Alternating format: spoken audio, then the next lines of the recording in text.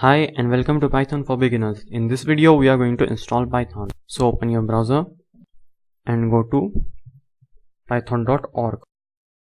Here go to downloads and click on Python 3.7 and click on save file, and after you have downloaded the file, open the file and click on add Python 3.7 to path.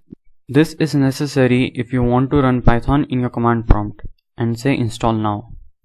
This is going to install. Till that time, search for Sublime Text 3 and go to downloads.